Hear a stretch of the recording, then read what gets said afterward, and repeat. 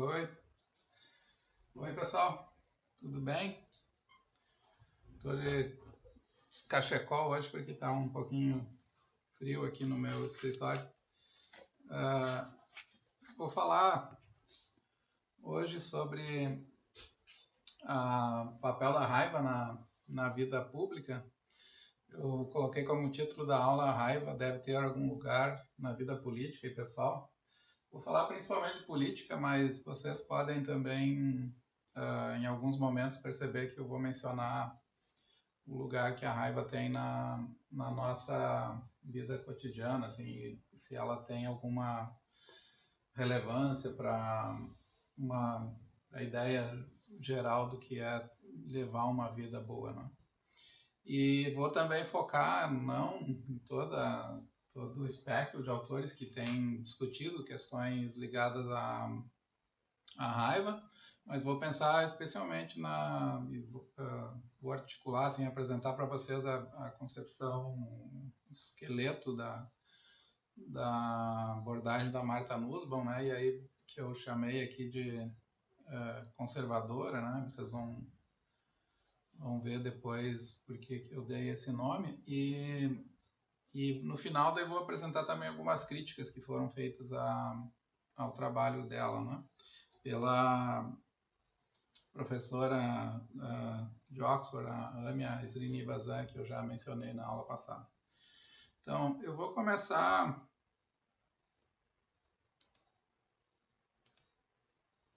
chamando a atenção de vocês para um fenômeno que é bem conhecido, né, que é a existência, digamos assim, de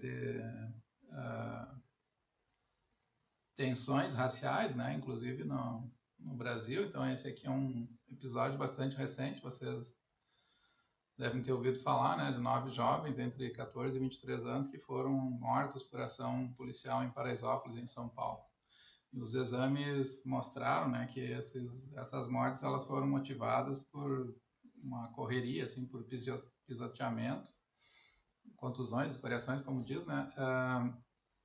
Mas esses ferimentos foram causados pela ação policial, né? Supostamente um carro da polícia, eu não conheço exatamente as circunstâncias, né, dessa tragédia, mas tem a ver com ação policial, então que ela acaba com policiais disparando, não sei, as pessoas se assustaram e esses jovens acabaram sendo atropelados assim, na multidão e mortos.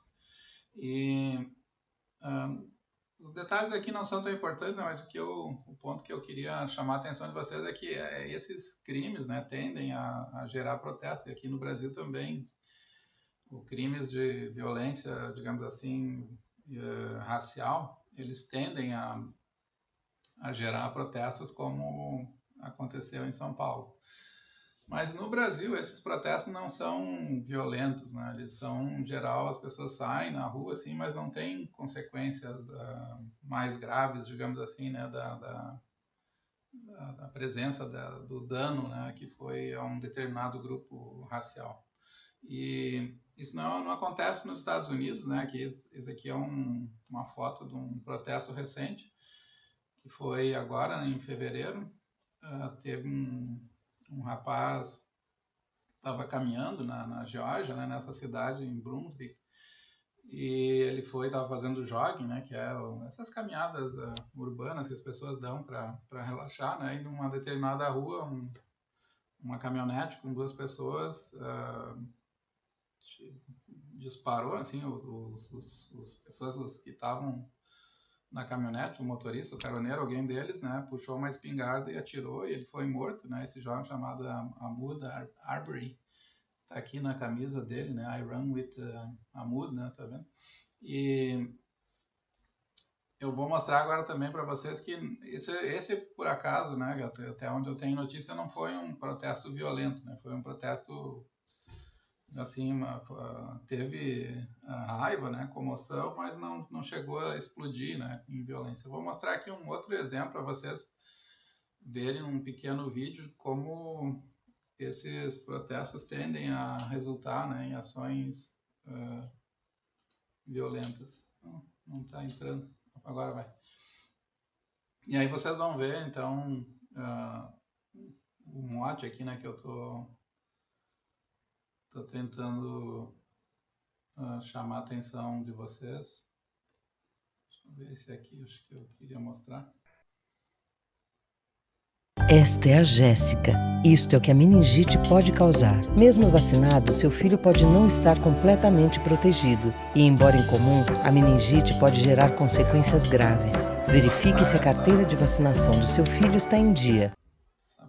Protesters were arrested Saturday night in Baton Rouge, Louisiana, following the fatal police shooting of an African-American man named Alton Sterling. David Begnaud was there. In Baton Rouge overnight, it was tense, even dangerous. The protest was in response to the death of 37-year-old Alton Sterling, who was shot during an encounter with Baton Rouge police last week. It was videotaped and went viral. More than 100 protesters were arrested, most for defying orders to clear the street, some for battery on a police officer. 9 guns were seized as personal property during the arrests. Então, vocês viram aí no vídeo, né, que teve esse era um outro rapaz, né, que tinha sido morto pela polícia. Vocês viram que eram 2 policiais brancos e teve um grande protesto, né, muitos foram presos porque eles não saíam da rua. Mas os protestos, eles geralmente são acompanhados de violência, assim, de destruição, né? Carros são queimados, prédios, né? Às vezes colocam fogo em prédios e, como consequência, a polícia, então, reage com mais violência. Ela termina, né? Muita gente morrendo, né? Ou sendo presa, ou sendo machucada em função da reação violenta da população. As ações que envolvem algum grau de violência, elas têm sido uma certa vazão, digamos que isso aqui é o que interessa para nós, um coeficiente de vazão para a raiva, né? As pessoas usam a raiva assim como uma forma de reagir e registrar que elas não aceitam aquela situação, que é uma situação injusta e que, portanto, ela tem que ser combatida e ela não pode se repetir. Então, ela já foi defendida, né? Vocês conhecem o Malcolm X, né? Ele defendeu, digamos assim, que a raiva do povo negro fosse usada, fosse canalizada para ações de resistência e que poderiam envolver, né, inclusive, ações de resistência física, assim, de violência, né? Devolver os danos, né? As agressões que eram sofridas pela população negra americana. Eu vou citar para vocês aqui uma pequena passagem. Ele está falando daquela marcha do Martin Luther King, quando ele faz o discurso, né, I Have a Dream, que ele participou, né, ele estava lá na marcha, mas ele ficou completamente irritado assim, com o modo como foi organizado. Nas fotos, vocês vão ver que tem várias personalidades brancas, né? O Charlton Heston, o Marlon Brando, né? Teve um monte de artistas de Hollywood que participaram, né? E tinha muitas pessoas brancos progressistas, né? Que eram contra o regime de segregação, mas ele fez uma avaliação, então, que é o que está nessa passagem aqui, né? Ele diz que o que começou como um movimento militante, desorganizado e sem líderes, de pessoas com raiva, doentes e cansadas do pescoço dos homens negros sob a coleira do homem branco, foi cooptado por brancos progressistas e seus negros lacaios, o líder Martin Luther King entre eles, né? O que começou com uma arrebentação de raiva tornou-se um fluxo calmo. Então ele foi... Aqui tem... eu não estou interessado em examinar assim, o pensamento político, de luta política, né, do Malcolm X, mas eu estou interessado em chamar a atenção, né, porque dentro do ativismo negro existiu, no combate ao racismo, né, existiam versões que defendem, digamos assim, um papel da raiva, né, como essencial, como um mecanismo de ação, né, inclusive como um mecanismo que pode disparar protestos de natureza violenta como esses que eu mostrei para vocês, que não são comuns, né, e não têm existido no Brasil, né, até de um modo geral, assim, né, de como algo organizado, assim, uma reação da população negra, por exemplo, contra a violência, né, sistemática.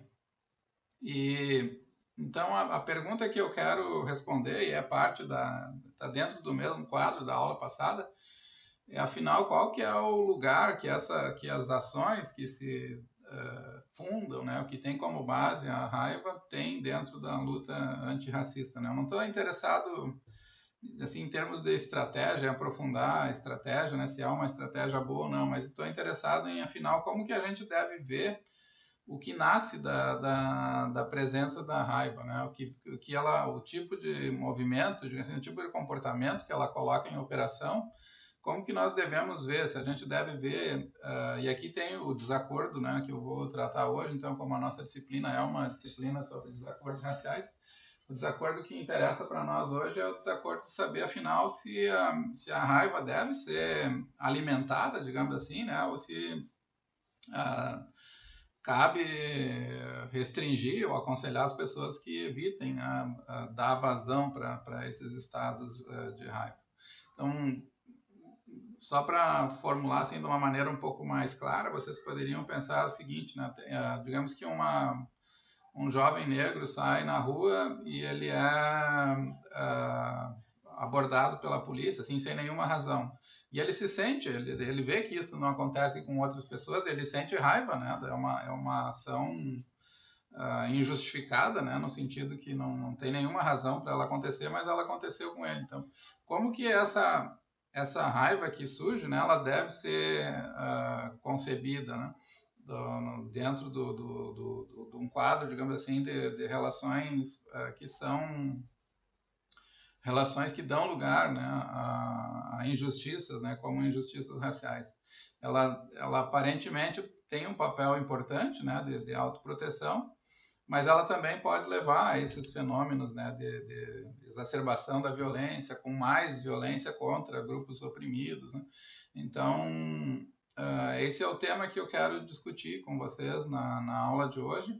Eu já comecei a discutir ele na aula anterior, né? Eu apresentei a visão aqui do que eu disse que tem duas correntes assim principais, os conservadores, que eu chamei de são conservadores e progressistas, mas dentro do grupo dos conservadores tem o que eu chamei de conservadores ingênuos, que são aqueles que defendem uma erradicação total, né, da raiva. Então e essa tem uma visão da raiva como um fenômeno patológico, né, é uma expressão de pessoas que não têm autocontrole, né, e portanto não tem valor nenhum, né? Ela não tem uma dimensão moral, não tem nada normativo presente na expressão da raiva, né? Então esse jovem que se ofende, não sei, com a abordagem policial, a raiva ali não tem nenhum significado moral, né? Ela tem um significado de alguém que embrutecido, não sei, né? Que não consegue lidar com seus próprios sentimentos e que deveria suprimir, né? Porque essa raiva ela é completamente desnecessária e também condenável, né? Não se ganha nada com ela.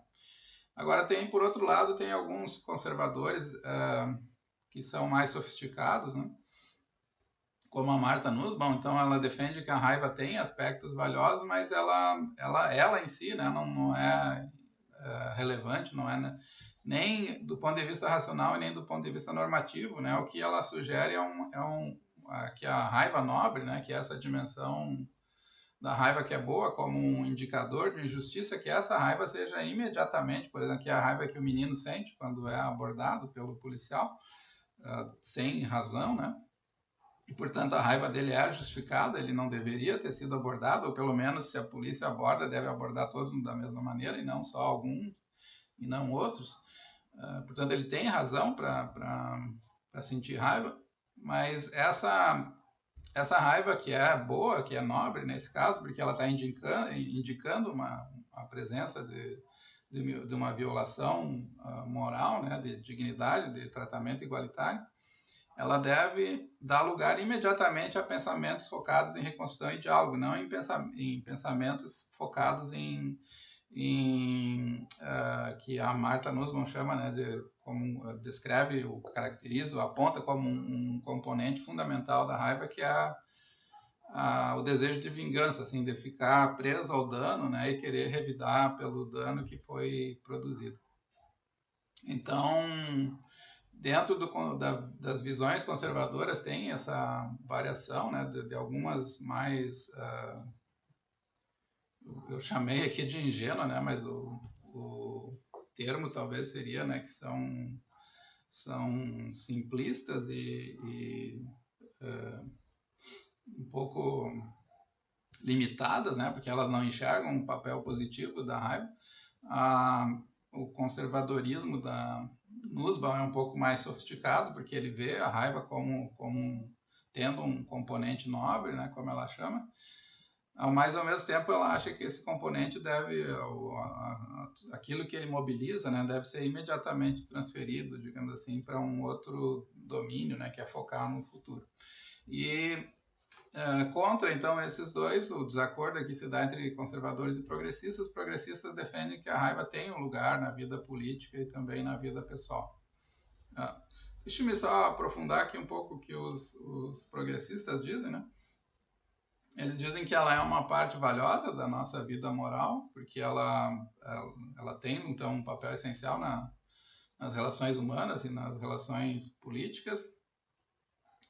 Ela, por exemplo, serve, né, nesse caso, então, eles estão chamando a atenção, especialmente os progressistas, para a dimensão não destrutiva, não de risco, digamos, que a raiva coloca, mas para a dimensão em que ela promove, né, autorrespeito e também é um instrumento de protesto contra injustiças, para tornar injustiças transparentes.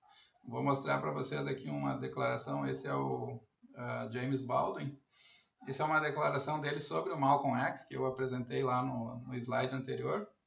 Está nesse livro, The Fire is Up in Us. Um livro muito bom, que eu recomendo para vocês. A citação dele diz, né, que o que fazia, então, aqui para mostrar para vocês como os progressistas tendem a ver, né, o comportamento de raiva, o que fazia, que tornava, né, o Malcolm X inusual e perigoso, não era o seu ódio por gente branca, né, que vocês podem conectar a raiva com um movimento, né, de tentar se vingar e, portanto, destruir quem está gerando a opressão, né? Então, o Baldwin está dizendo, não era essa dimensão da raiva, né, que tornava ele perigoso, mas a dimensão, o seu amor pelos negros, a sua apreensão pela horrível condição dos negros, as razões disso e sua determinação, portanto, para trabalhar nos corações e espíritos deles, tinha por finalidade fazê-los capazes de enxergar a sua própria condição e transformarem na eles próprios, né? Então aqui ele está chamando a atenção para a ação política do Malcolm X como muito mais uma ação de autodefesa, de trabalhar no coração e no espírito. Então a raiva trabalha aqui como um instrumento para fazer com que os negros enxerguem, né, a sua própria condição e transformem essa condição. Ela aparece, portanto, como um ato de autodefesa, de proteção contra a injustiça, não como um ato de vingança, né? É claro que isso tudo é disputável, né?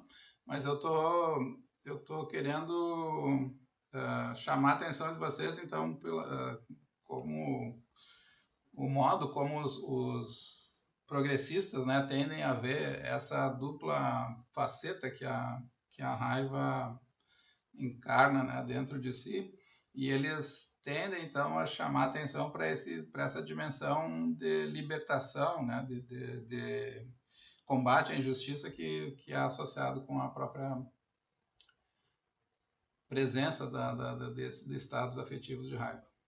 A Nussbaum, então, como que é a nossa autora hoje, ela tem uma posição sofisticada, eu chamei aqui um conservadorismo sofisticado, porque ela acha que a raiva não deve ser cultivada, né, nem moralmente, nem politicamente.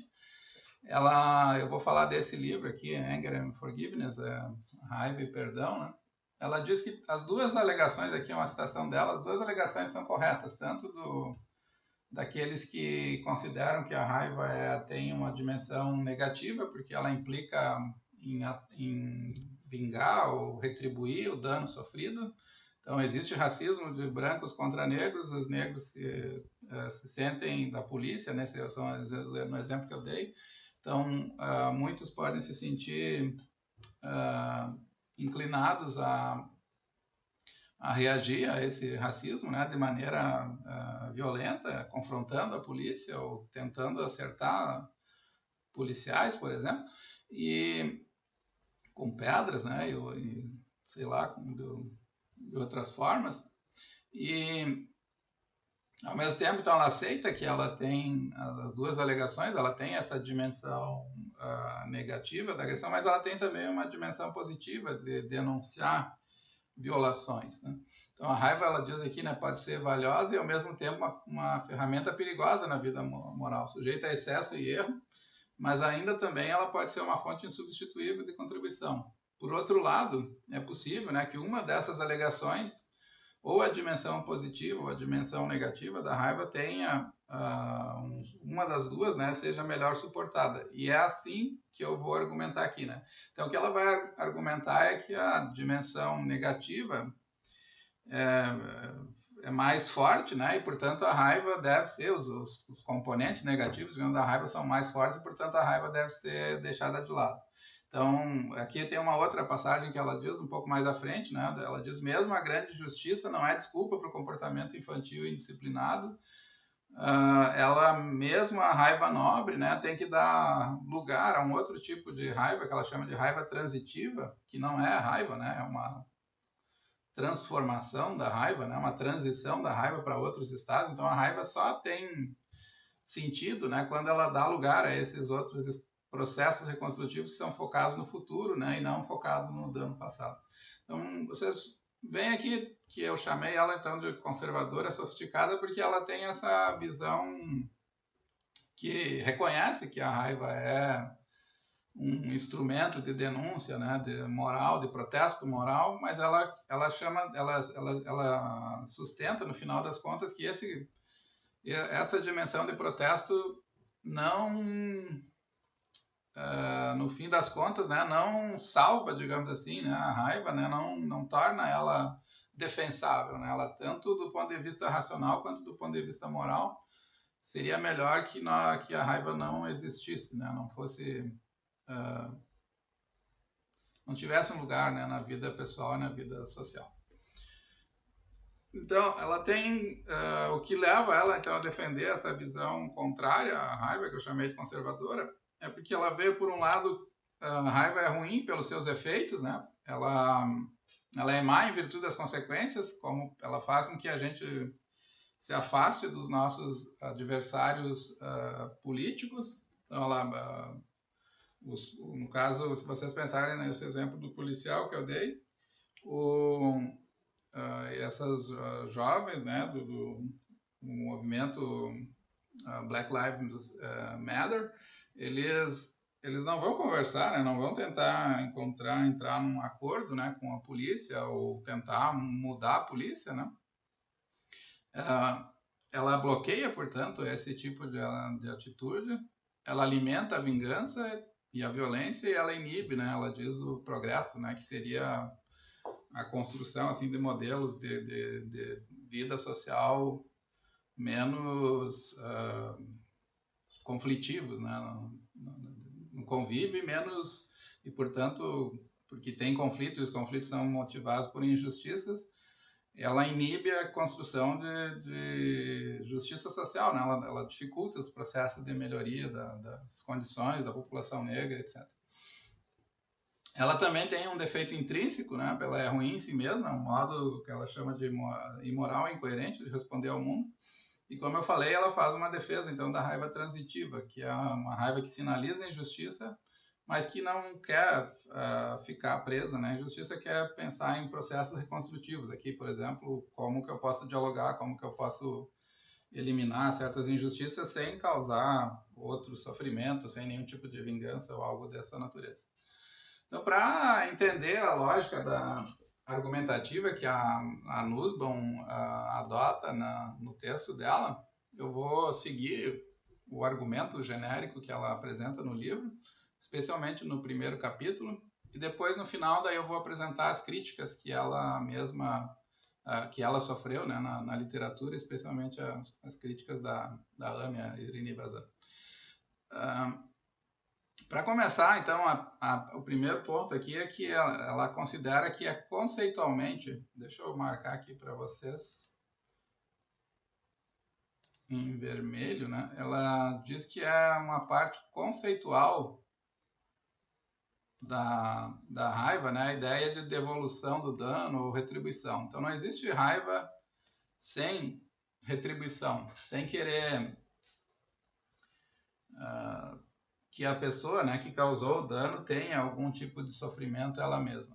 Ela também reconhece, né, e isso já foi falado na aula anterior, que a raiva é uma emoção complexa, que ela tem reações fisiológicas, tem um conteúdo sentido, então tem um certo sentimento de dor pela ofensa que é sofrida. Ela envolve juízo, né, o juízo de um erro, um dano que foi causado ao próprio eu, e um desejo, né, e aqui que ela chama, né, ela diz que esse é um traço conceitual, né, que é o desejo de retribuição. Então não tem... Sem esse desejo, né, ela diz que a raiva seria uma espécie de dor. Então alguém... eu sofri uma injustiça, por exemplo, eu vou sentir um sofrimento, uma dor, mas eu não vou sentir raiva, né? Porque o que define a raiva é a presença desse desejo, né? De querer que a pessoa pague, né? Eu volto a minha atenção para ela, assim, por que ela fez isso, né? E quero que aconteça algo do mesmo tipo, né? Ou que eu me vingue, né? De algum modo do que a pessoa fez. Um outro componente importante da definição de raiva da Nussbaum é que ela é sempre pensada, a raiva sempre tem como alvo uma pessoa em particular, que é a pessoa que gerou o dano, né? Então, por exemplo, ela dá um exemplo do Lázaro. Imagina que vocês estão numa fila de uma loja de departamentos, estão comprando alguma coisa e o caixa está no telefone, assim, conversando, etc., né? E vocês sentem revolta, né, com o que está acontecendo, porque a pessoa não está dando a atenção que vocês merecem, estão esperando um tempão. Então, a raiva sempre tem como alvo, né, uma pessoa em particular. Ela não é não é simplesmente, essa ação é errada, né, eu não tenho não esboço nenhuma ligação com o autor da ação, né? Ela sempre se volta para uma pessoa particular. Ela diz que isso seria uma tristeza, assim, vocês veem que aquilo não foi bom, mas não tem vontade de xingar a pessoa, né? Então isso seria um tipo de tristeza. Para que a emoção seja raiva, ela precisa ter como foco a pessoa. Por que está fazendo isso comigo? Por que não está me atendendo, né? E se a pessoa diz, não, minha mãe está hospitalizada, eu estou conversando dando instruções para onde levar ela, não sei, imediatamente a pessoa deixa de sentir a raiva, né? Porque a raiva ela tem essa ligação com a pessoa, mas também tem a ligação com o dano, né, que foi produzido. Eu tenho que considerar que aquilo foi errado, né? Então, se eu descubro que a pessoa não estava me dando atenção na fila da loja porque ela está atendendo uma urgência, né? Eu não vou sentir raiva, porque não tem nada de errado em eu ser preterido em função de uma urgência que a família, a pessoa que está atendendo, alguém da família dela tem. O foco, então, da raiva aqui, ele é sempre o ato, e o ato juntamente com a pessoa que realizou, né, o ofensor. Ela tem essa dimensão de se direcionar para a pessoa particular, ao mesmo tempo porque essa pessoa é a causadora do dano que me atingiu, né? Então, ela diz, por exemplo, se fosse só algo ruim, né, sem focar na pessoa, seria tristeza. E, portanto, para que eu tenha raiva, em algum grau eu tenho que ser capaz de estabelecer um nexo causal com alguém, né, e compreender que aquele ato foi um ato errado. Nós não ficamos, também é importante aqui lembrar, né, que nós não ficamos com raiva, né, de tudo que acontece. Então ela tem uma dimensão aqui de como essa avaliação, a compreensão do ato como certo ou errado procede, né? E ela diz que essa avaliação ela depende de uma vinculação do certo e errado com avaliações relativas à ofensividade para um conjunto de valores, né? Um conjunto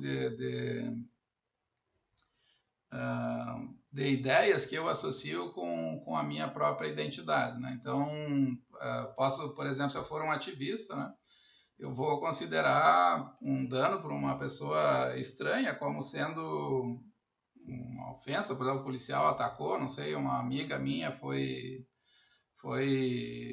tratada mal de uma maneira sexista por um motorista de ônibus, né? Eu vou sentir raiva porque esse ato que ela sofreu, ele se comunica com os meus próprios valores. Então, eu tenho a noção de certo e errado aqui, né? E também daquilo que eu avalio como ofensivo, está vinculado com o conjunto de valores que são centrais para o meu próprio eu.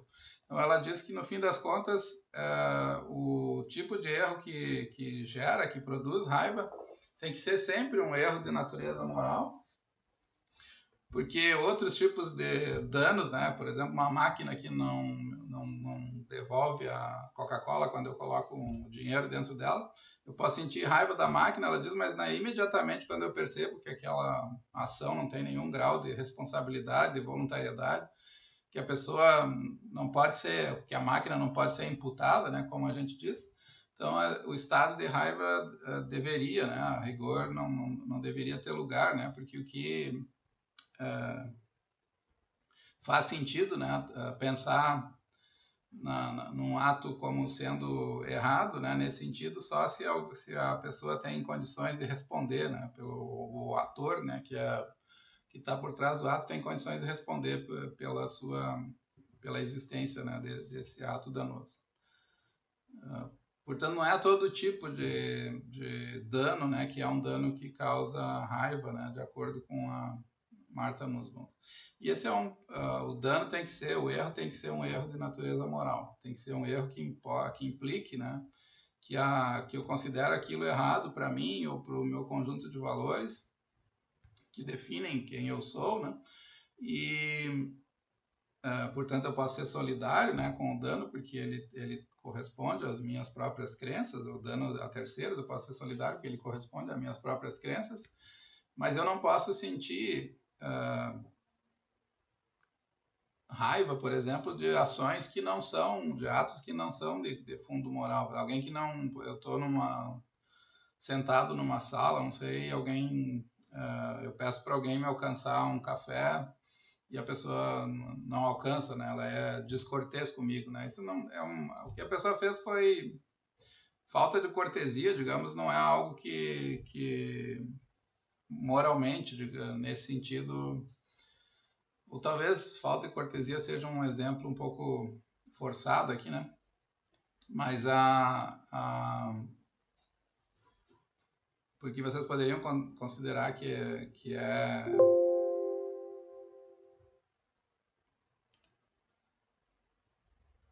deixa eu só dar uma pausa na gravação.